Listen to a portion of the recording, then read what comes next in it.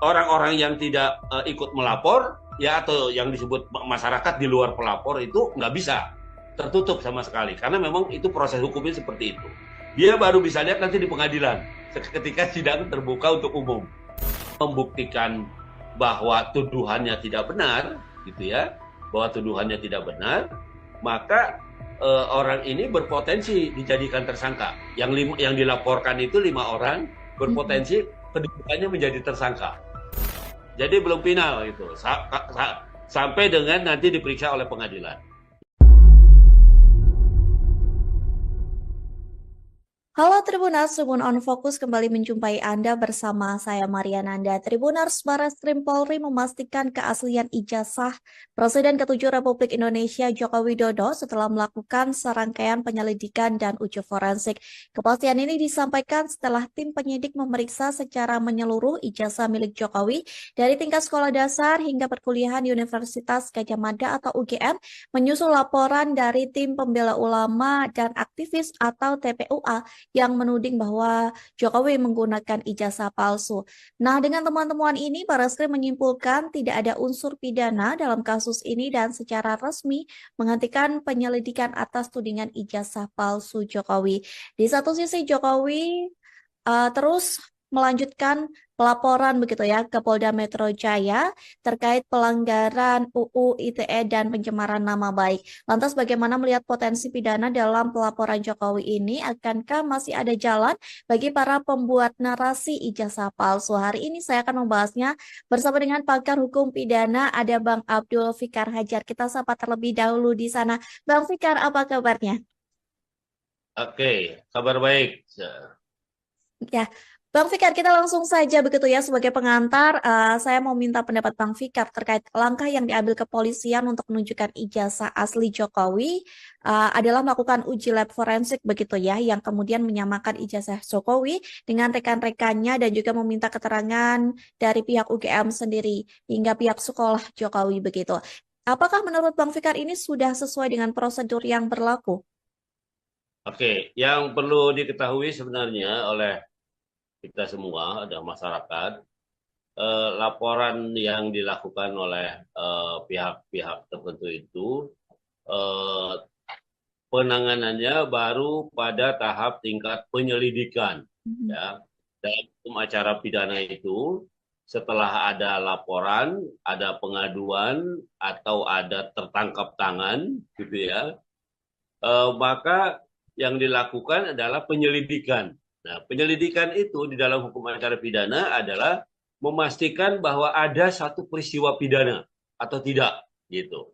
Ya, jadi dari laporan, dari pengaduan, dari tertangkap tangan, umpamanya ya, atau dari pengembangan diselidiki. Nah, diselidiki oleh penegak hukum dalam hal ini kepolisian untuk mencari ada tidak sebenarnya dari laporan itu peristiwa pidananya. Nah, gitu ya. Nah, karena itu kemudian ketika para penegak hukum menyimpulkan tidak ada peristiwa pidananya, dia menghentikan.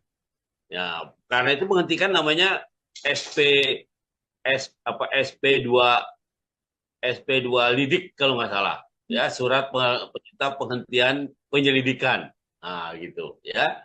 Nah, itu satu. Yang kedua, yang harus diketahui bahwa penyelidikan itu dalam konteks hukum acara pidana belum masuk ke pro justisia, belum masuk ke penanganan secara hukum, gitu ya.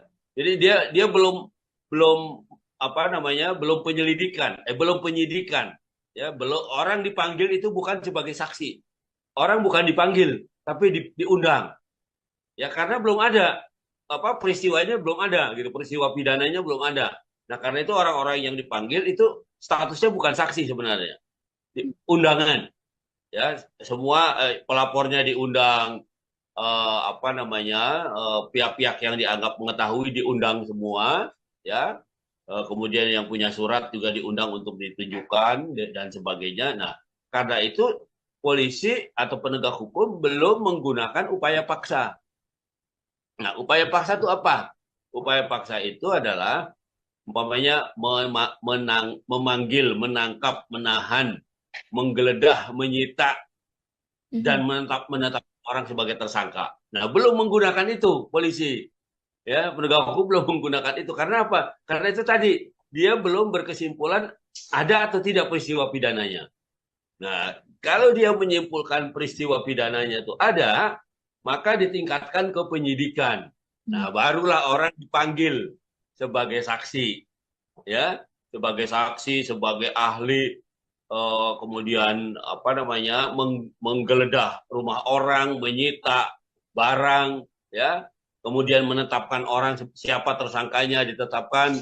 Nah, itu sudah penyidikan namanya, gitu. Nah, jadi kalau di situ juga ternyata berhenti, ada istilahnya lagi, SP3 namanya, surat perintah penghentian penyidikan. Nah, kalau di penyidikan, sekarang bukan SP3 nih, belum, karena belum penyidikan, baru penyelidikan gitu. Nah, karena itu dihentikannya adalah surat perintah penghentian penyelidikan.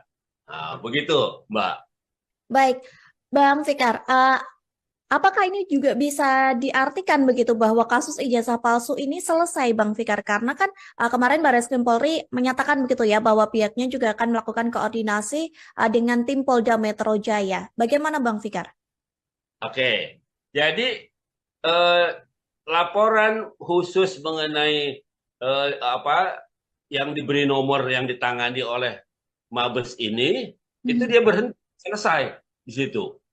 Ya, setelah keluarnya SP2 Lidik kalau nggak salah namanya ya, SP2 Lidik kalau di KUHAP nggak ada, kalau di hukum acara pidana itu istilah itu nggak ada, karena itu dianggap belum proses hukum, belum pro justisia gitu istilahnya. Ya, tapi kalau sudah pro justisia, namanya itu tadi SP3, surat perintah penghentian penyidikan gitu. Nah, karena dia belum penyidikan, ya, maka sebenarnya masih ada kesempatan bagi pelapor, gitu ya, untuk mengulangi laporannya. Tetapi dia punya beban untuk menghadirkan bukti-bukti. Nah, bukti di dalam hukum acara pidana itu adalah keterangan saksi, ya, keterangan saksi bisa 1, 2, 3, 4, 5 dan sebanyaknya boleh. Kemudian keterangan ahli. Nah, ahli ini walaupun dia tidak melihat, mendengar, mengetahui peristiwanya, tapi berdasarkan ilmu pengetahuannya, dia bisa memberi kesaksian bahwa peristiwa itu memang peristiwa pidana umpamanya. Nah, seperti itu. Bahwa memang ijazah palsu ada atau tuduhan itu berdasar. Nah, itu ahli, ya. Jadi saksi, ahli, kemudian bukti surat. Nah, surat itu salah satunya adalah umpamanya yang jadi objek laporan. Salah satunya adalah ijazahnya umpamanya. Iya kan? Ijazahnya. Nah, kalau sudah di penyidikan, baru ini mestinya disita nih. Ya, makanya kemarin kan nggak disita itu apa namanya ijazahnya kan, ditunjukkan aja tapi polisi tidak nyita. Nah, artinya memang belum masuk penyidikan gitu. Ya, belum masuk penyidikan karena itu dikembalikan lagi cuma dilihat aja gitu. Ya. Nah, terus yang berikutnya adalah yang namanya siapa yang disangka atau yang dilaporkan menggunakan ijazah palsu. Nah, itu juga keterangannya harus didengar, yaitu Pak Jokowi dalam hal ini kan begitu. Nah, baru nanti kalau sudah disimpulkan dari 4 ini ada peristiwanya, baru dinaikkan ke penyidikan gitu. Nah, nanti bahkan di penyidikan itu ya baik polisi, jaksa maupun hakim nanti boleh menghubung-hubungkan satu alat bukti dengan yang lainnya, maka lahir bukti lain namanya petunjuk gitu. Umpamanya keterangan 1, 2, 3, 4 orang saksi digabungkan keterangannya itu menjadi satu bukti baru namanya petunjuk gitu. Nah, ini proses itu belum terjadi ya karena itu tempatnya adalah di penyidikan, ya, di penyidikan, di penuntutan dan di pengadilan itu tempatnya. Nah, sekarang ini belum masuk gitu. Jadi mungkin orang agak kaget juga. Loh, kok dihentikan penyelidikannya ya? Ya dianggap belum tidak ada peristiwanya. Nah, itu yang terjadi sekarang ini seperti itu. Begitu, Mbak. Baik, tapi Bang Fikar, untuk mengonfirmasi ulang ya, berarti pelapor-pelapor ini bisa kembali melaporkan terkait dugaan kasus ijazah palsu dari Jokowi ini dengan bukti-bukti baru. Apakah itu Betul, bisa? bisa. Ya, jadi pelapor boleh mengulangi laporannya, Hmm. ya. Hukum membuka kesempatan untuk itu, apa namanya, dengan melengkapi bukti-bukti yang dianggap tidak ada peristiwanya oleh kepolisian.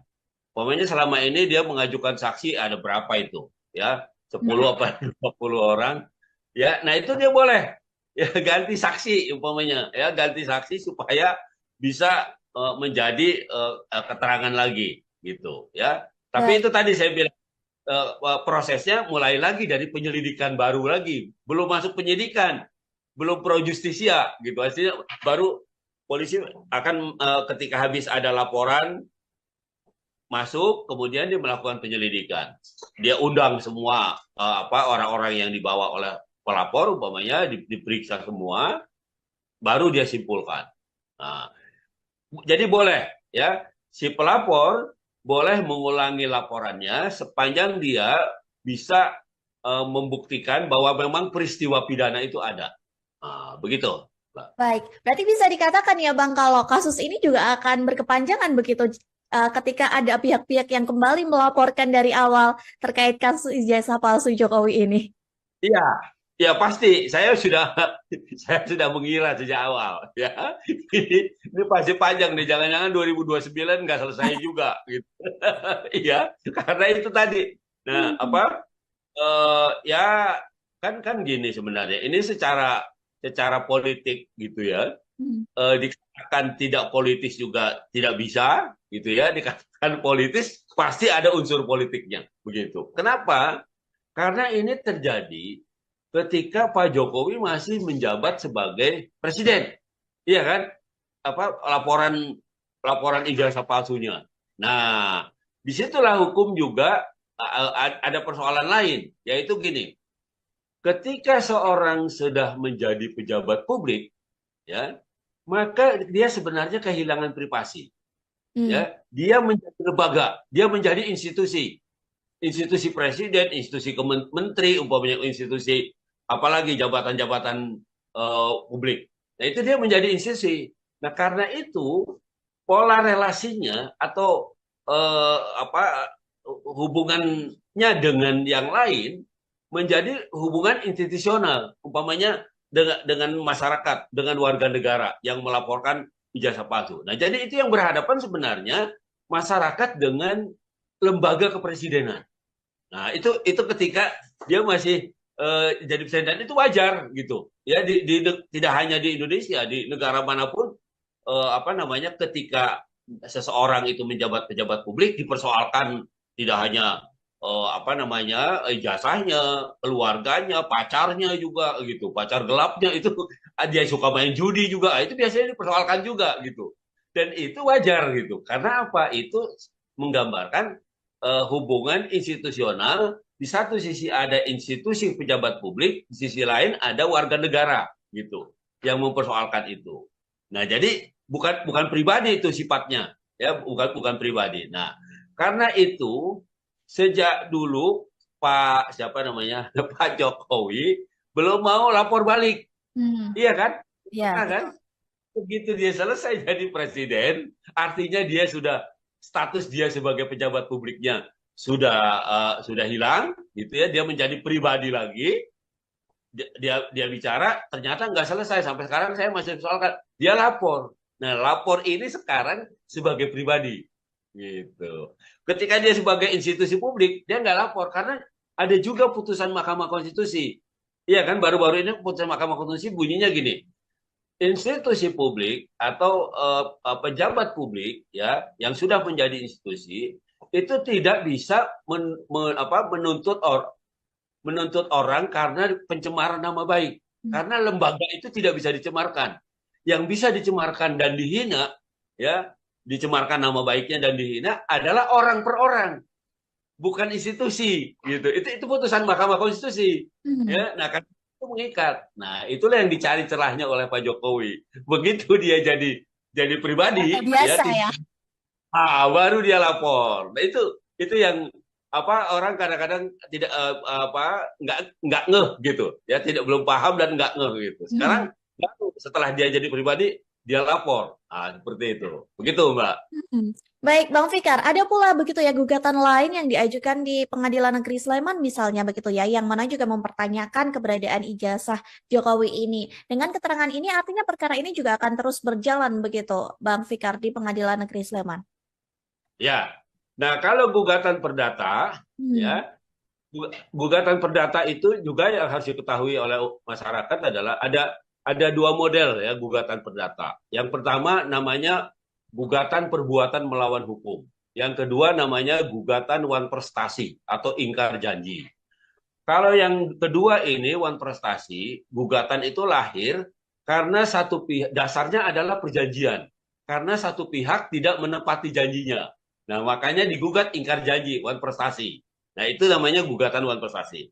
Tapi kalau yang kedua, yang pertama tadi, gugatan perbuatan melawan hukum, itu adalah setiap orang yang merasa dirugikan oleh orang lain, walaupun tidak ada perjanjian apa-apa, umpamanya orang ditabrak mobil atau orang sedang buang apa dari jendela terus kena orang nggak sengaja umpamanya dan sebagainya, artinya tanpa ada perjanjian dia merasa dirugikan oleh tindakan orang lain. Nah itu namanya perbuatan melawan hukum. Mhm. Nah sekarang kita lihat gugatan Pak Jokowi di Jogja itu apa? Wan prestasi atau PMH. Nah, tentu saja kalau menurut saya pasti PMH, ya, perbuatan melawan hukum. Karena Pak Joko ya sebagai presiden sebenarnya janji dia ada, iya kan? Sebagai institusi Pak Jokowi ketika dilantik itu janji kepada masyarakat akan menyejahterakan masyarakat Indonesia umpamanya. Nah, itu janji sebenarnya, tapi itu janji politik namanya, ya kan? Tidak ada perjanjian secara tertulis. Nah, karena itu kemudian gugatannya bisa dipastikan itu adalah gugatan perbuatan melawan hukum. Artinya ada sekelompok orang atau sekelompok masyarakat yang merasa dirugikan karena Pak Jokowi menggunakan ijazah palsu umpamanya dalam tanda kutip dia menjadi presiden. Nah, itu yang dilakukan oleh orang-orang melalui gugatan perdata di pengadilan, ya. Nah, itu yang perkara itu tidak bisa dihentikan, Hmm. ya. Perkara perdata itu bisa berhenti karena satu sudah ada putusan yang mempunyai kekuatan hukum pasti. Yang kedua, para pihaknya damai. Para pihak damai, gugatannya dicabut, itu juga selesai. Yang ketiga, salah satu pihaknya meninggal dunia, Hmm. baik yang menggugat maupun yang digugat gitu. Pokoknya masyarakat yang menggugat itu meninggal, udah selesai itu perkara, nggak bisa dilanjutkan karena dia meninggal dunia, Hmm. nggak bisa lagi diketahui apa keinginannya kan gitu. Nah, sama juga yang digugat umpamanya meninggal dunia, nah itu juga berhenti itu perkara. Nah jadi karena tiga hal itu perkara itu bisa berhenti perdata itu ya, karena ada perdamaian, ada putusan yang mempunyai kekuatan hukum tetap, atau salah satunya meninggal dunia atau mati gitu. Nah itu baru bisa berhenti. Nah karena itu kalau tidak ada yang tiga ini maka perkara perdata itu akan jalan terus nanti sampai ujung, sampai putusan pengadilan negeri, banding lagi pengadilan tinggi, kasasi lagi ke Mahkamah Agung, bisa panjang. Nah itu juga pasti panjang. Makanya saya bilang bisa jadi 2029 nggak selesai juga gitu. Pasti dibahas begitu ya, Bang Fikar ya. Baik, Ya, Bang Fikar, dalam konferensi pers kemarin begitu ya, hari Kamis 22 Mei begitu, Barreskrim Polri ini menunjukkan foto ijazah asli bukan kopi atau scan milik Jokowi begitu yang kemudian membuat publik ini bertanya, mengapa tidak ijazah aslinya yang ditunjukkan langsung? Apakah dalam perkara ijazah palsu ini sedianya ada kewajiban bahwa ijazah ini harus ditunjukkan secara langsung, Bang Fikar? oke, gini. Di dalam proses peradilan pidana, penyelidikan atau penyidikan itu adalah bagian awal dari penanganan kasusnya, penanganan perkaranya, ya. Mhm. Artinya itu menjadi kewenangan penegak hukum dalam hal ini penyelidik dan penyidik gitu. Nah, kenapa dia hanya menunjukkan umpamanya fotokopinya gitu ya? Ya karena memang dia belum menyita. Hmm. Mestinya itu kalau sampai ke penyidikan itu harus disita itu ijazahnya itu karena itu yang menjadi objek objek sengketa itu gitu. Nah, karena itu dia tidak disita itu yang asli ya. Cuma diperlihatkan fotokopinya gitu. Tapi aslinya tidak karena polisi belum melakukan upaya paksa, belum menyita dia. Nah, karena itu kemudian yang diperlihatkan hanya uh, uh, kopinya. Nah, sekarang persoalannya, boleh nggak masyarakat minta melihat yang aslinya umpamanya gitu ya, Mhm. yang ditunjukkan hanya fotokopinya oleh polisi. Nah, ini yang jadi soal ya. Dalam proses perkara pidana itu ketika di penyelidikan dan penyidikan, pihak-pihak yang mengetahui proses perkara itu adalah yang pertama pelapor, ya, yang kedua saksi-saksi. Saksi itu adalah orang yang melihat, mendengar dan me, merasakan sendiri, ya. Kemudian ahli, ya, ahli tidak di dalam proses ini belum berperan. Kemudian tersangkanya sendiri, ya, orang yang dilaporkan atau yang disangkanya sendiri. Nah, jadi pihak-pihak inilah yang sebenarnya bisa atau punya akses secara hukum untuk melihat yang disebut dengan barang bukti itu tadi, yang disebut dengan ijazah palsu itu tadi atau ijazah yang ditunjukkan kopinya itu. Nah, jadi tidak semua orang atau tidak semua pihak di dalam proses penegakan hukum pada tingkat penyelidikan dan penyidikan itu bisa melihat alat bukti. Nah, kalau gitu kapan dong bisa dilihat alat bukti? Nah, ini akan terjadi kalau sampai ke pengadilan. Nah, karena apa? Karena pengadilan itu setiap sidang pasti dinyatakan begini oleh hakim. Sidang pidana perkara pidana dengan ini dinyatakan terbuka untuk umum. Ketok ketok ketok. Gitu kan. Nah, artinya apa? Semua orang bisa lihat gitu. Ya, semua orang bisa lihat. Bahkan orang bisa kalau sudah selesai sidang ya pihak-pihak tertentu bisa bisa melihat secara langsung, meneliti secara langsung di meja pengadilan dan sebagainya. Nah, jadi alat bukti dalam perkara pidana itu baru terbuka untuk umum, baru bisa dilihat oleh umum, itu kalau sudah sidang di pengadilan. Nah, karena itu memang terasa tidak adil.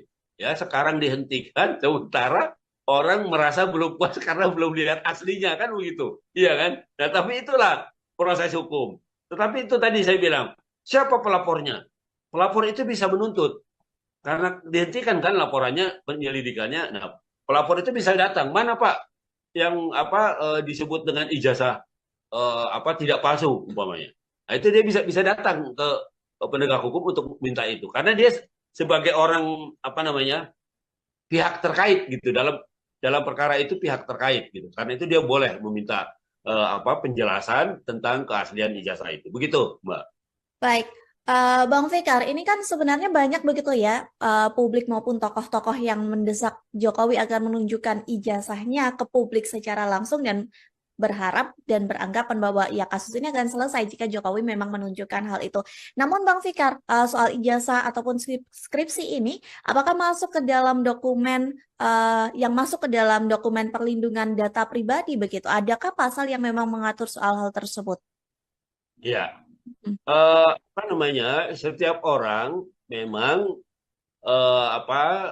punya hak untuk dilindungi datanya secara pribadi. Itu ada undang-undang tentang perlindungan data pribadi, ya ada tersendiri pengaturannya.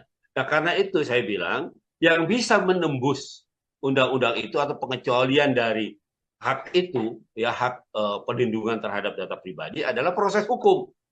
Ya, proses hukum dalam hal ini ya umpamanya itu tadi yang saya bilang, polisi ya atau penegak hukum penyidik. Ya, penyidik itu tidak hanya polisi, ya bisa pegawai negeri sipil, bisa KPK, bisa kejaksaan kalau korupsi, ya. Itu penyidik juga gitu.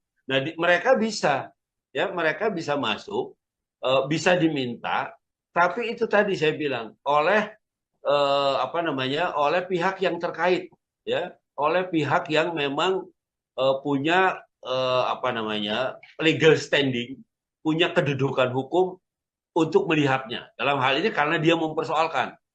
Nah, jadi karena itu umpamanya dalam konteks ini saya menyarankan pada para pelapor itu ya, untuk datang ke kepolisian, ya, untuk datang ke penyidik bertanya mana apa yang Bapak bilang asli. Nah, itu boleh, ya, karena hukum membuka itu.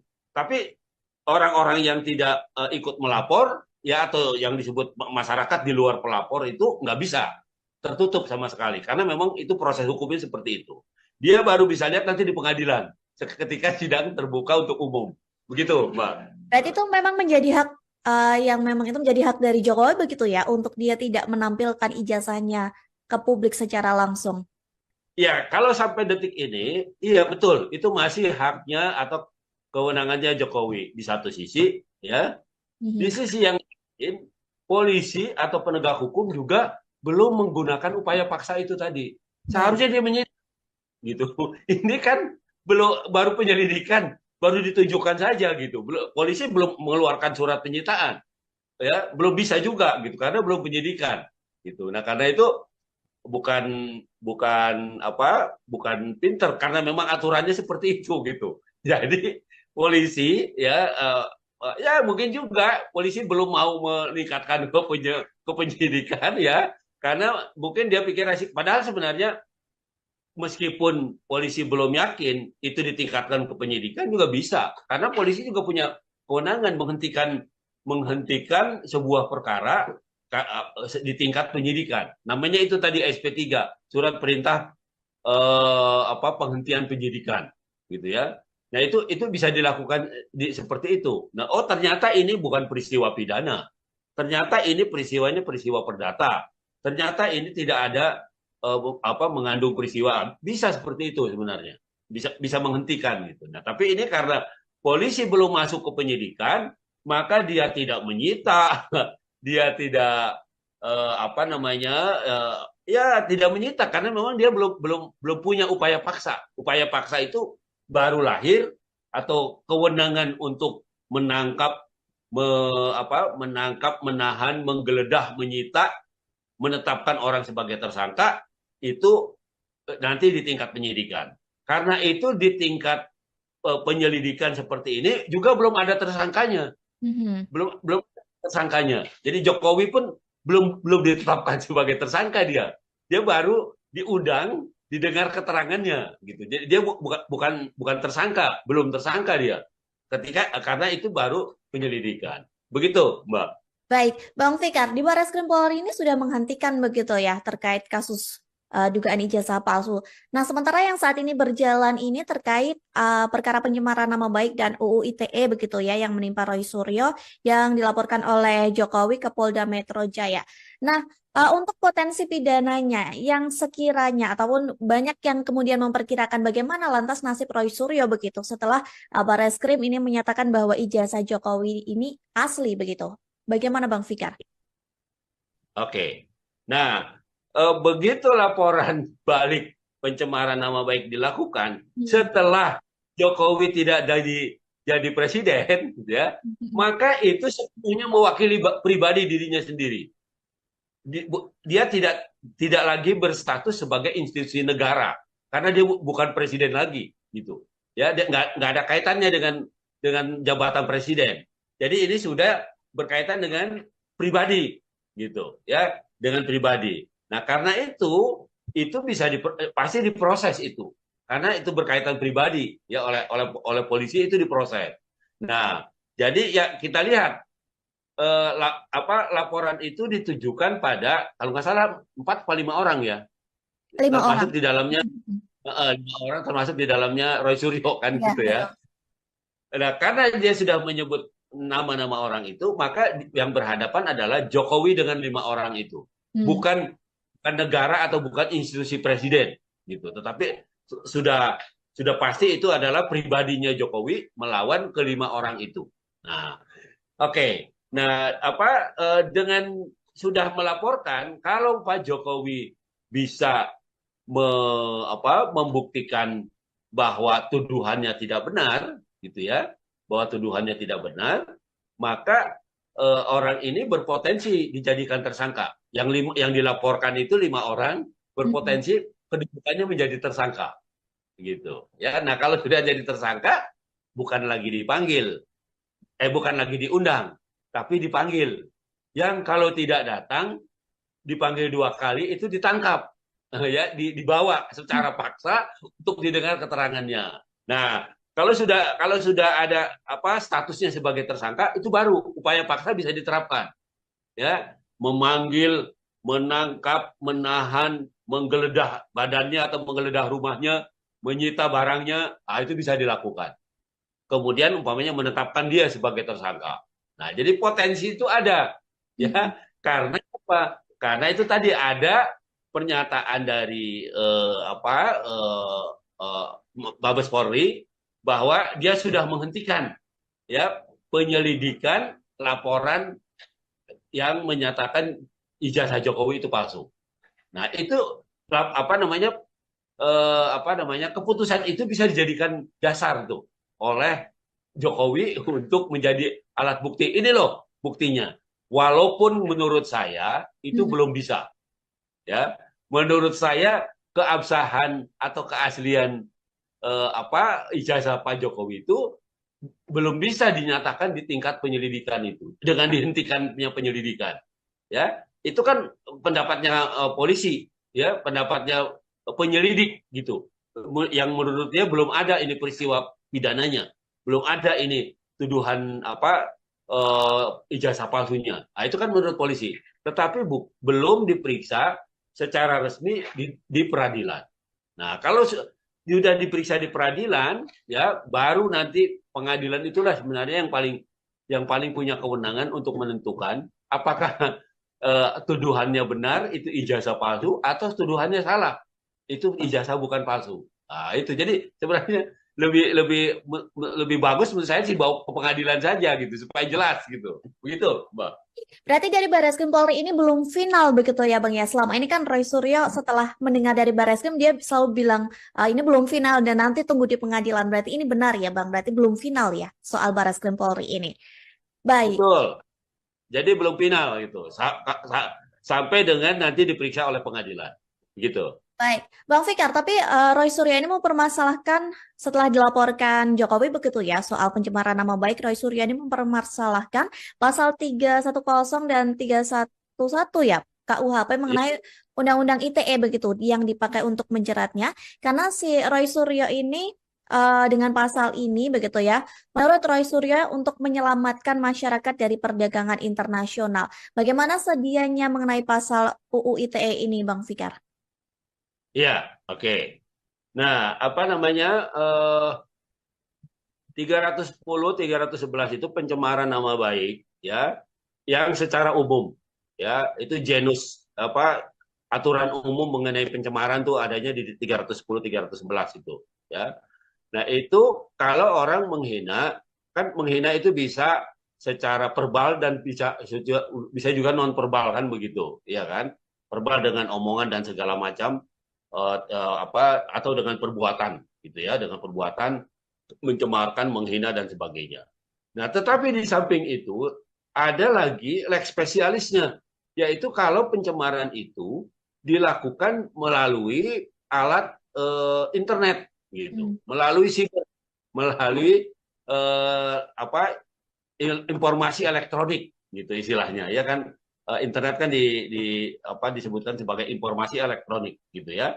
Nah, kalau dilakukan melalui itu maka ada aturannya sendiri namanya leg spesialis pasal 27 itu, Hmm. ya, sama dengan kemarin mahasiswa mahasiswa ITB yang bikin gambar apa yang cuma kan itu dikejar-kejar juga, ya, bahkan ditetapkan sebagai tersangka juga melanggar pasal 27 Undang-Undang ITE itu sama itu mencemarkan apa 27 28 gitu, ya. Nah, kalau 27 itu ini sebenarnya apa namanya lebih ke lebih ke penuntutan informasi elektronik yang mengandung muatan apa namanya yang bertawanan dengan kesopanan seksual gitu. Nah, itu kalau kalau yang mahasiswa ITB itu. Tapi kalau ini pencemaran dia pasti pakai pasal 28. Jadi pencemaran melalui internet gitu. Jadi orang dilarang eh, menyebarkan informasi elektronik atau dokumen elektronik yang mengandung pencemaran nama baik terhadap orang lain gitu, ya. Nah, ini pasal ini dulu pernah menjadi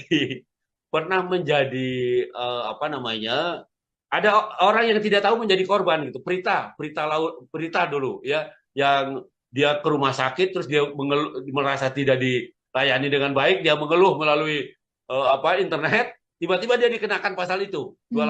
28 ayat 3 itu, pencemaran nama baik terhadap rumah sakit atau apa lupa saya. Dia kena tuh. Nah, itu penerapan pertama dulu, makanya jadi ramai dulu ya. Nah, sekarang ini yang akan digunakan itu ya, setelah Jokowi tidak menjadi presiden lagi, setelah menjadi pribadi, dia merasa dihina atau dicemarkan nama baiknya melalui internet, melalui penyebaran eh, informasi elektronik atau dokumen elektronik melalui elektronik itu. Nah, karena itu kemudian itu menjadi menjadi pasal yang kemudian digunakan untuk menuntut Roy Suryo CS itu. Mhm. Nah, pertanyaannya adalah apakah eh, apa namanya eh, atau berapakah ancaman hukumannya? Ketika dulu belum dirubah, ketika kasusnya Prita, itu ancamannya tinggi, 6 tahun. Karena itu ketika proses orang bisa ditahan. Nah, kalau sekarang ini sudah ada perubahan undang-undang ITE itu yang terbaru kalau nggak salah 2007 atau 2010 gitu ya. Itu ancaman hukumannya sudah 4 tahun. Nah, jadi belum tentu orang ditahan. Ya, ya apa namanya kalau dilaporkan atas dasar pencemaran nama baik melalui informasi atau dokumen elektronik, itu ancamannya sekarang 4 tahun dan itu belum bisa menjadi dasar untuk polisi menahan orang kalau dilaporkan dengan itu. Nah, jadi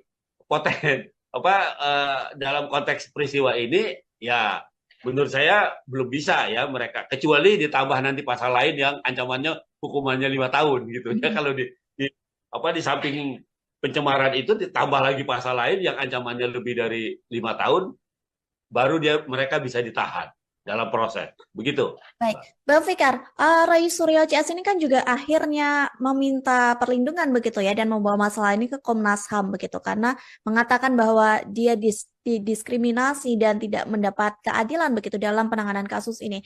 Bagaimana menurut Bang Fikar terkait hal tersebut dan sebagai pakar pidana begitu ya, bagaimana Bang Fikar berharap terkait kasus ijazah Jokowi ini yang Bang Fikar sendiri tadi memperkirakan akan sampai lama begitu kasus ini. Bagaimana Bang Fikar? Ya, setiap pelanggaran pidana, setiap peristiwa pidana ya itu ada aspek pelanggaran HAM-nya Hmm. gitu. Kita memukul orang, ada orang membunuh orang, menganiaya orang, itu ada pelanggaran hak asasi manusianya gitu Hmm. ya, termasuk dilaporkan mencemarkan nama baik orang, melakukan perbuatan nama baik, itu ada unsur atau ada dimensi hak asasi manusianya. Nah, karena itu hukum acara pidana itu menetapkan orang ketika dipanggil ya atau ketika dia masuk ke ranah penegakan hukum, dia punya hak untuk didampingi oleh pengacara, oleh penasihat hukum. Nah, Hmm. itu yang apa gunanya? Itu salah satunya adalah itu tadi, menjaga atau memonitoring apakah di dalam proses itu dia menerima tekanan atau pelanggaran hak asasi manusia yang lain atau tidak. Nah, karena itu kemudian dengan pendampingan itu diminimalisir pelanggaran hak asasinya. Artinya polisi atau penegak hukum boleh menangkap, boleh manggil, boleh nahan, tapi tetap dalam koridor hukum. Tidak boleh melanggar hak asasi manusia. Menangkap, menahan itu melanggar hak asasi manusia. Orang bebas dimasukkan ke dalam sel kan itu melanggar hak asasi manusia itu ya. Nah, tapi karena itu proses hukum maka dibiarkan. Nah, karena itu ada perimbangannya, yaitu tadi didampingi oleh penasihat hukum yang juga akan melihat. Itu satu. Yang kedua, hukum juga menyediakan kalau penegak hukum, apakah polisi, jaksa melakukan upaya paksa, ya, tapi dianggap serampangan atau tidak sah, boleh hukum membolehkan untuk dipersoalkan namanya pra peradilan. Jadi kalau orang ditetapkan sebagai tersangka, ditangkap, ditahan, digeledah, disita, maka dia boleh mengajukan melawan di pra peradilan namanya. Penangkapannya tidak sah, penggeledahannya tidak sah, penyitaannya tidak sah, penetapan dirinya sebagai tersangka juga tidak sah. Nah, itu boleh diajukan di pra peradilan namanya. Nah, jadi dalam konteks itulah hak asasi manusia itu dilindungi. Nah, karena itu ketika Roy Suryo CS datang ke Komnas HAM, ya nggak ada masalah. Ya dia merasa, umpamanya dengan tuduhannya sangkaan yang baru ini, dia merasa hak asasinya dikriminalisasi menurut terminologi dia, ya menurut istilah dia dikriminalisasi, gitu ya, dilaporkan secara hukum tapi dengan pasal-pasal menurut dia yang berat dan sebagainya. Makanya dia melapor ke Komnas HAM. Nah, sekarang Komnas HAM dia bukan advokat, dia bukan penasihat hukum. Tetapi dia lembaga publik, lembaga negara yang memantau dan memonitoring setiap peristiwa yang punya aspek pelanggaran hak asasi manusianya. Nah, jadi peristiwa ini pasti akan dipantau, dimonitor ya oleh Komnas HAM secara khusus, karena sudah ada orang yang lapor, gitu ya. Jadi kalaupun nanti RSJS dipanggil oleh polisi, diperiksa segala, Komnas HAM ini pasti akan memantau, sehingga polisi tidak bisa juga bekerja semaunya, gitu. Artinya harus dijaga juga hak asasi manusianya para terlapor ini, para terlapor ketika dia diperiksa. Begitu, Mbak. Baik, Bang Fikar, terakhir sebagai closing statement begitu, apa harapan Bang Fikar sendiri melihat sebagai hukum pakar pidana begitu ya, melihat panjangnya kasus ijazah dari Jokowi ini? Ya, itu tadi saya bilang. Ketika catatan yang paling menarik buat saya adalah ketika orang sudah menjadi pejabat publik itu harus siap ya dipersoalkan segala macamnya, karena dia sudah menjadi institusi, dia sudah menjadi lembaga di mana dia menjabat. Sehingga kalaupun dia dipersoalkan itu sama dengan mempersoalkan jabatannya, mempersoalkan produk kerjanya, gitu. Itu sama dengan itu sebenarnya. Nah, karena itu kan ini soal ijazah palsu itu kan sama dengan saya sebagai warga negara tidak mau dipimpin oleh orang yang tidak benar dia memberikan, walaupun untuk jadi presiden tidak harus sarjana ya. Menurut Undang-Undang Dasar 45 itu cukup sekolah menengah atas, tingkat atas gitu. SLA cuma syarat jadi presiden, gitu ya. Artinya konsekuensinya meskipun ya kalau gitu ya terbukti itu ijazah palsu, gitu ya, produk kepresidennya tidak batal karena dia sah menjadi presiden. Pendidikannya SLA lebih yang batal itu kan ijazah sarjananya umpamanya, kan begitu kan yang dinyatakan palsu itu. Nah, tapi juga harus dilihat begini secara politik. Salah satu syarat menjadi presiden adalah selain dia berpendidikan dan berkelakuan baik, dia juga tidak punya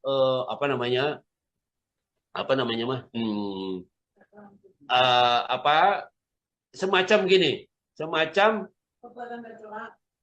dia tidak pernah melakukan perbuatan tercela. Jadi salah satu syarat menjadi presiden itu adalah tidak pernah melakukan perbuatan tercela. Nah, kalau dilihat pidana itu di samping pelanggaran hukum juga melupakan orang yang sudah terbukti melakukan pidana itu melakukan perbuatan tercela. Nah, jadi sebenarnya meskipun secara pendidikan dia tidak bisa dituntut karena pendidikan presiden itu syaratnya hanya SMA, ya sederajat gitu, SMA tingkat SMA. Tapi ketika dia diketahui melakukan perbuatan tercela, itu juga bisa menjadi dasar untuk memecat dia atau memberikan hukuman dia karena dia itu tadi menjabat tidak memenuhi syarat sebagai presiden. Nah, karena itu ke depan kalau menurut saya harus dimengerti dan disadari oleh semua orang bahwa ketika Anda masuk ke wilayah publik, ya apakah jadi anggota DPR atau jadi jabatan apapun, itu Anda sudah tidak punya privasi kalau menurut saya. Ya harus siap gitu dengan serangan dari tidak hanya lawan-lawan Anda, tapi dari masyarakat Anda juga kita harus siap. Begitu, Mbak. Tapi orang-orang yang tidak ikut melapor, ya atau yang disebut masyarakat di luar pelapor itu nggak bisa, tertutup sama sekali. Karena memang itu proses hukumnya seperti itu. Dia baru bisa lihat nanti di pengadilan ketika sidang terbuka untuk umum. membuktikan bahwa tuduhannya tidak benar, gitu ya, bahwa tuduhannya tidak benar, maka orang ini berpotensi dijadikan tersangka. Yang dilaporkan itu 5 orang berpotensi kedudukannya menjadi tersangka. Jadi belum final gitu, sampai dengan nanti diperiksa oleh pengadilan. Halo Tribuners, Tribun On Fokus kembali menjumpai Anda bersama saya Mariananda. Tribuners, Barreskrim Polri memastikan keaslian ijazah Presiden ke-7 Republik Indonesia Joko Widodo setelah melakukan serangkaian penyelidikan dan uji forensik. Kepastian ini disampaikan setelah tim penyidik memeriksa secara menyeluruh ijazah milik Jokowi dari tingkat sekolah dasar hingga perkuliahan Universitas Gadjah Mada atau UGM, menyusul laporan dari tim pembela ulama dan aktivis atau TPUA yang menuding bahwa Jokowi menggunakan ijazah palsu. Nah, dengan temuan-temuan ini, Barreskrim menyimpulkan tidak ada unsur pidana dalam kasus ini dan secara resmi menghentikan penyelidikan atas tudingan ijazah palsu Jokowi. Di satu sisi, Jokowi terus melanjutkan pelaporan begitu ya ke Polda Metro Jaya terkait pelanggaran UU ITE dan pencemaran nama baik. Lantas bagaimana melihat potensi pidana dalam pelaporan Jokowi ini? Akankah masih ada jalan bagi para pembuat narasi ijazah palsu? Hari ini saya akan membahasnya bersama dengan pakar hukum pidana, ada Bang Abdul Fikar Hajar. Kita sapa terlebih dahulu di sana. Bang Fikar, apa kabarnya? Oke, kabar baik. Ya, Bang Fikar, kita langsung saja begitu ya sebagai pengantar. Saya mau minta pendapat Bang Fikar terkait langkah yang diambil kepolisian untuk menunjukkan ijazah asli Jokowi adalah melakukan uji lab forensik begitu ya, yang kemudian menyamakan ijazah Jokowi dengan rekan-rekannya dan juga meminta keterangan dari pihak UGM sendiri hingga pihak sekolah Jokowi begitu. Apakah menurut Bang Fikar ini sudah sesuai dengan prosedur yang berlaku?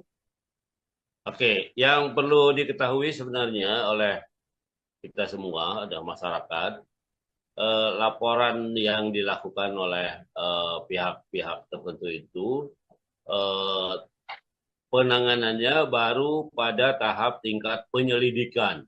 Ya. Dalam hukum acara pidana itu, setelah ada laporan, ada pengaduan, atau ada tertangkap tangan, gitu ya, maka yang dilakukan adalah penyelidikan. Nah, penyelidikan itu di dalam hukum acara pidana adalah memastikan bahwa ada satu peristiwa pidana atau tidak, gitu. Ya, jadi dari laporan, dari pengaduan, dari tertangkap tangan, umpamanya ya, atau dari pengembangan diselidiki. Nah, diselidiki oleh penegak hukum dalam hal ini kepolisian untuk mencari ada tidak sebenarnya dari laporan itu peristiwa pidananya. Nah, gitu ya. Nah, karena itu kemudian ketika para penegak hukum menyimpulkan tidak ada peristiwa pidananya, dia menghentikan. Ya, karena itu menghentikan namanya SP2 SP2 lidik kalau nggak salah. Ya, surat perintah penghentian penyelidikan. Nah, gitu ya. Nah, itu satu. Yang kedua, yang harus diketahui bahwa penyelidikan itu dalam konteks hukum acara pidana belum masuk ke pro justisia, belum masuk ke penanganan secara hukum, gitu. Ya, jadi dia belum belum belum belum penyidikan, ya, belum. Orang dipanggil itu bukan sebagai saksi, orang bukan dipanggil tapi diundang, ya, karena belum ada peristiwanya, belum ada gitu, peristiwa pidananya belum ada. Nah, karena itu orang-orang yang dipanggil itu statusnya bukan saksi sebenarnya, undangan, ya, semua pelapornya diundang, pihak-pihak yang dianggap mengetahui diundang semua, ya. Kemudian yang punya surat juga diundang untuk ditunjukkan dan sebagainya. Nah, karena itu polisi atau penegak hukum belum menggunakan upaya paksa. Nah, upaya paksa itu apa? Upaya paksa itu adalah umpamanya memanggil, menangkap, menahan, menggeledah, menyita, dan menetap orang sebagai tersangka. Nah, belum menggunakan itu polisi. Ya, penegak hukum belum menggunakan itu. Karena apa? Karena itu tadi dia belum berkesimpulan ada atau tidak peristiwa pidananya. Nah, kalau dia menyimpulkan peristiwa pidananya itu ada, maka ditingkatkan ke penyidikan. Hmm. Nah, barulah orang dipanggil sebagai saksi, ya, sebagai saksi, sebagai ahli, kemudian apa namanya, menggeledah rumah orang, menyita barang, ya, kemudian menetapkan orang siapa tersangkanya ditetapkan. Nah, itu sudah penyidikan namanya, gitu. Nah, jadi kalau di situ juga ternyata berhenti, ada istilahnya lagi, SP3 namanya, surat perintah penghentian penyidikan. Nah, kalau di penyidikan, sekarang bukan SP3 nih, belum, karena belum penyidikan, baru penyelidikan gitu. Nah, karena itu dihentikannya adalah surat perintah penghentian penyelidikan. Nah, begitu, Mbak. Baik, Bang Fikar, apakah ini juga bisa diartikan begitu bahwa kasus ijazah palsu ini selesai, Bang Fikar? Karena kan kemarin Barreskrim Polri menyatakan begitu ya bahwa pihaknya juga akan melakukan koordinasi dengan tim Polda Metro Jaya. Bagaimana, Bang Fikar? Oke, jadi eh, laporan khusus mengenai apa yang diberi nomor yang ditangani oleh Mabes ini, itu Hmm. dia berhenti selesai di situ. Ya, setelah keluarnya SP2 Lidik kalau nggak salah namanya ya. SP2 Lidik kalau di KUHAP nggak ada, kalau di hukum acara pidana itu istilah itu nggak ada, karena itu dianggap belum belum belum proses hukum, belum pro justisia gitu istilahnya. Ya, tapi kalau sudah pro justisia, namanya itu tadi SP3, surat perintah penghentian penyidikan gitu. Nah, karena dia belum belum penyidikan, ya, maka sebenarnya masih ada kesempatan bagi pelapor, gitu ya, Hmm. untuk mengulangi laporannya. Tetapi dia punya beban untuk menghadirkan bukti-bukti. Nah, bukti di dalam hukum acara pidana itu adalah keterangan saksi, ya. Keterangan saksi bisa satu, dua, tiga, empat, lima dan sebanyaknya boleh. Kemudian keterangan ahli. Nah, ahli ini dia walaupun dia tidak melihat, mendengar, mengetahui peristiwanya, tapi berdasarkan ilmu pengetahuannya, dia bisa memberi kesaksian bahwa peristiwa itu memang peristiwa pidana umpamanya. Ah, seperti itu. Bahwa memang ijazah palsu ada atau tuduhan itu berdasar. Nah, itu ahli, ya. Jadi saksi, ahli, kemudian bukti surat. Nah, surat itu salah satunya adalah umpamanya yang jadi objek laporan. Salah satunya adalah ijazahnya umpamanya. Hmm. Iya kan? Hmm. Ijazahnya. Nah, kalau sudah di penyidikan, baru ini mestinya disita nih. Ya, makanya kemarin kan nggak disita itu apa namanya ijazahnya kan, ditunjukkan aja, tapi tidak polisi tidak nyita. Nah, artinya memang belum masuk penyidikan gitu. Ya, belum masuk penyidikan karena itu dikembalikan lagi cuma dilihat aja gitu. Ya. Nah, terus yang berikutnya adalah yang namanya siapa yang apa disangka atau yang dilaporkan menggunakan ijazah palsu. Nah, itu juga keterangannya harus didengar, yaitu Pak Jokowi dalam hal ini kan begitu. Nah, baru nanti kalau sudah disimpulkan dari empat ini ada peristiwanya, baru dinaikkan ke penyidikan gitu. Nah, nanti bahkan di penyidikan itu ya baik polisi, jaksa maupun hakim nanti boleh menghubung-hubungkan satu alat bukti dengan yang lainnya, maka lahir bukti lain namanya petunjuk gitu. Umpamanya keterangan satu, dua, tiga, empat orang saksi digabungkan keterangannya itu menjadi satu bukti baru namanya petunjuk gitu. Nah, ini belum, proses itu belum terjadi ya karena itu tempatnya adalah di penyidikan, ya, di penyidikan, di penuntutan dan di pengadilan itu tempatnya. Nah, sekarang ini belum masuk gitu. Jadi mungkin orang agak kaget juga. Loh, Hmm. kok apa dihentikan penyelidikannya ya? Ya dianggap belum, tidak ada peristiwanya. Nah, itu yang terjadi sekarang ini seperti itu. Begitu, Mbak. Baik, tapi Bang Fikar, untuk mengonfirmasi ulang ya, berarti pelapor-pelapor ini bisa kembali melaporkan terkait dugaan kasus ijazah palsu dari Jokowi ini dengan bukti-bukti baru. Apakah itu Betul. bisa? Bisa. Ya, jadi pelapor boleh mengulangi laporannya, Hmm. ya. Hukum membuka kesempatan untuk itu apa namanya dengan melengkapi bukti-bukti yang dianggap tidak ada peristiwanya oleh kepolisian. Pokoknya selama ini dia mengajukan saksi ada berapa itu, ya 10 apa 20 orang, ya. Nah itu dia boleh ya ganti saksi umpamanya, ya ganti saksi supaya bisa menjadi keterangan lagi gitu, ya. Tapi Baik. itu tadi saya bilang prosesnya mulai lagi dari penyelidikan baru lagi, belum masuk penyidikan, belum pro justisia gitu. Artinya baru polisi akan ketika habis ada laporan masuk, kemudian dia melakukan penyelidikan. Dia undang semua orang-orang yang dibawa oleh pelapor, umpamanya diperiksa semua, baru dia simpulkan. Nah, jadi boleh ya si pelapor boleh mengulangi laporannya sepanjang dia bisa membuktikan bahwa memang peristiwa pidana itu ada. Nah, begitu. Baik, berarti bisa dikatakan ya Bang, kalau kasus ini juga akan berkepanjangan begitu ketika ada pihak-pihak yang kembali melaporkan dari awal terkait kasus ijazah palsu Jokowi ini. Iya, ya pasti. Saya sudah mengira sejak awal. Ya, ini pasti panjang nih. Jangan-jangan 2029 nggak selesai juga, gitu. Iya, karena itu tadi. Nah, Hmm. ya kan gini sebenarnya. Ini secara politik gitu ya. Hmm. Dikatakan tidak politis juga tidak bisa, gitu ya. Dikatakan politis pasti ada unsur politiknya, begitu. Kenapa? Karena ini terjadi ketika Pak Jokowi masih menjabat sebagai presiden. Iya kan? Laporan laporan ijazah palsunya. Nah, disitulah hukum juga ada persoalan lain, yaitu gini. Ketika seorang sudah menjadi pejabat publik, ya, maka dia sebenarnya kehilangan privasi. Hmm. Ya, dia menjadi lembaga, dia menjadi institusi.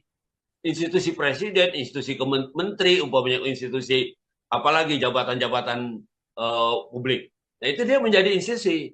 Nah, karena itu pola relasinya atau eh, apa hubungannya dengan yang lain menjadi hubungan institusional, umpamanya dengan masyarakat, dengan warga negara yang melaporkan ijazah palsu. Nah, jadi itu yang berhadapan sebenarnya masyarakat dengan lembaga kepresidenan.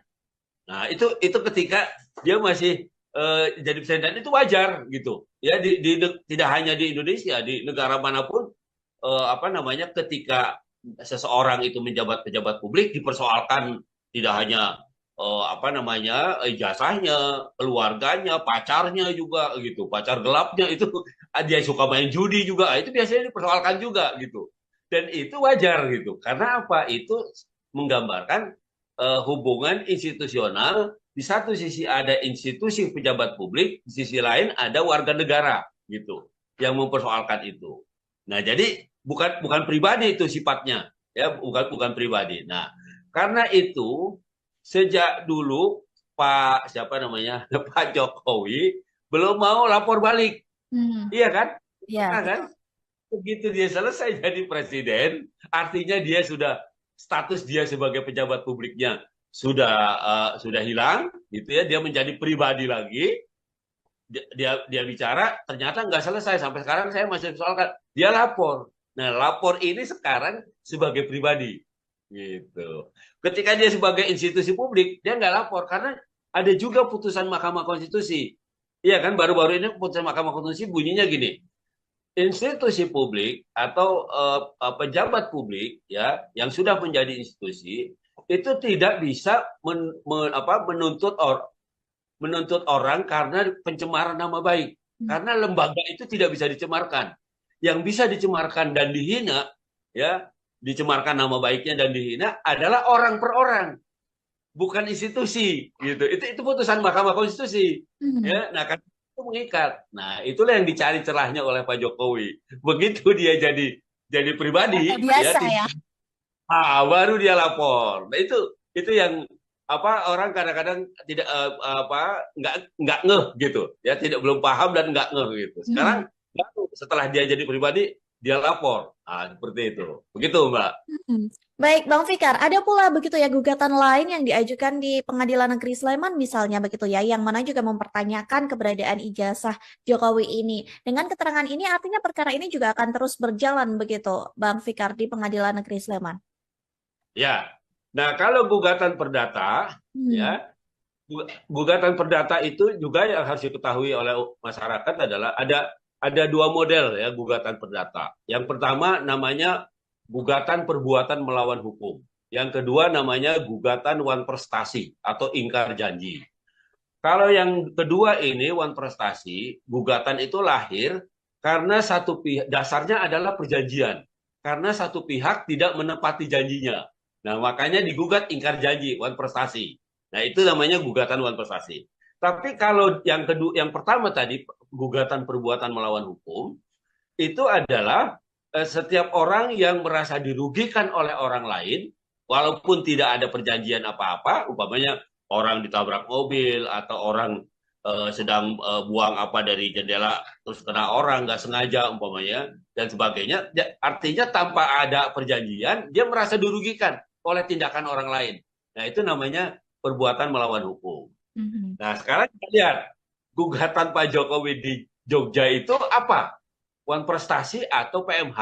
Nah, tentu saja kalau menurut saya pasti PMH, ya, perbuatan melawan hukum. Karena Pak Joko ya sebagai presiden sebenarnya janji dia ada, iya kan? Sebagai institusi Pak Jokowi ketika dilantik itu janji kepada masyarakat akan menyejahterakan masyarakat Indonesia umpamanya. Nah, itu janji sebenarnya, tapi itu janji politik namanya, ya kan? Tidak ada perjanjian secara tertulis. Nah, karena itu kemudian gugatannya bisa dipastikan itu adalah gugatan perbuatan melawan hukum. Artinya ada sekelompok orang atau sekelompok masyarakat yang merasa dirugikan karena Pak Jokowi menggunakan ijazah palsu umpamanya dalam tanda kutip dia menjadi presiden. Nah, itu yang dilakukan oleh orang-orang melalui gugatan perdata di pengadilan, ya. Nah, itu yang perkara itu tidak bisa dihentikan. Hmm. Ya, perkara perdata itu bisa berhenti karena satu sudah ada putusan yang mempunyai kekuatan hukum pasti. Yang kedua, para pihaknya damai. Para pihak damai, gugatannya dicabut, itu juga selesai.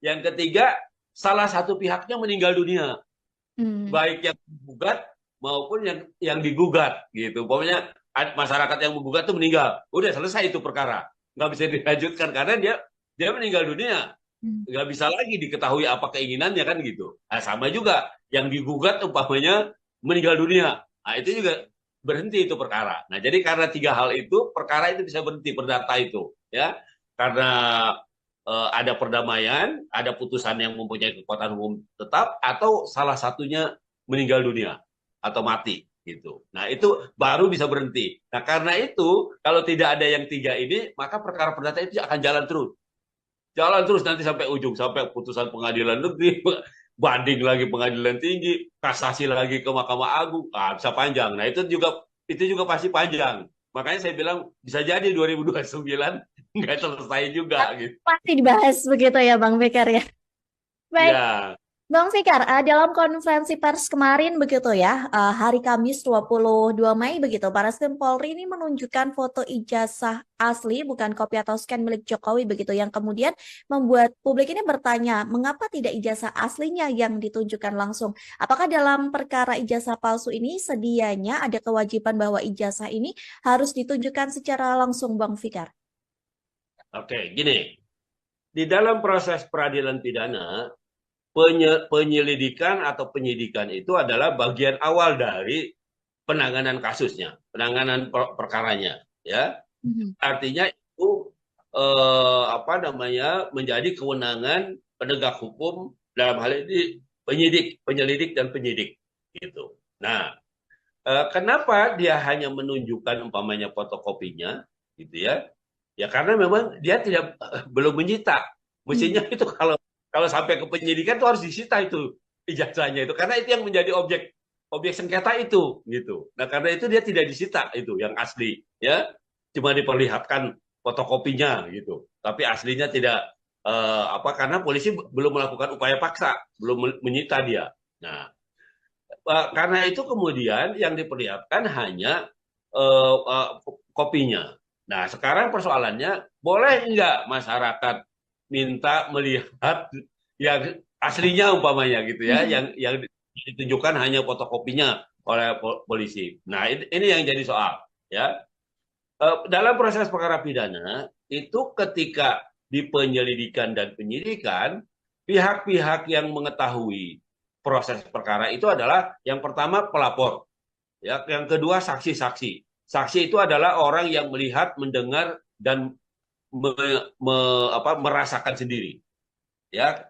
Kemudian ahli, ya, ahli tidak di dalam proses ini belum berperan. Kemudian tersangkanya sendiri, ya, orang yang dilaporkan atau yang disangkanya sendiri.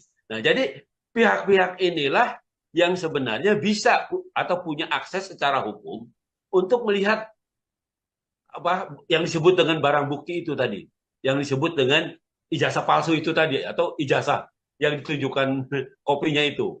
Nah, jadi tidak semua orang atau tidak semua pihak di dalam proses penegakan hukum pada tingkat penyelidikan dan penyidikan itu bisa melihat alat bukti. Nah, kalau gitu kapan dong bisa dilihat alat bukti? Nah, ini akan terjadi kalau sampai ke pengadilan. Nah, karena apa? Karena pengadilan itu setiap sidang pasti dinyatakan begini oleh hakim. Sidang pidana perkara pidana dengan ini dinyatakan terbuka untuk umum. Ketok ketok ketok. Ah, gitu kan. Nah, Mhm. artinya apa? Semua orang bisa lihat gitu. Ya, semua orang bisa lihat. Bahkan orang bisa kalau sudah selesai sidang, ya, pihak-pihak tertentu bisa bisa melihat secara langsung, meneliti secara langsung di meja pengadilan dan sebagainya. Nah, jadi alat bukti dalam perkara pidana itu baru terbuka untuk umum, baru bisa dilihat oleh umum, itu kalau sudah sidang di pengadilan. Nah, karena itu memang terasa tidak adil. Ya, sekarang dihentikan, sementara orang merasa belum puas karena belum lihat aslinya, kan begitu. Iya kan? Nah, tapi itulah proses hukum. Tetapi itu tadi saya bilang, siapa pelapornya? Pelapor itu bisa menuntut. Karena dihentikan kan laporannya, penyelidikannya. Nah, pelapor itu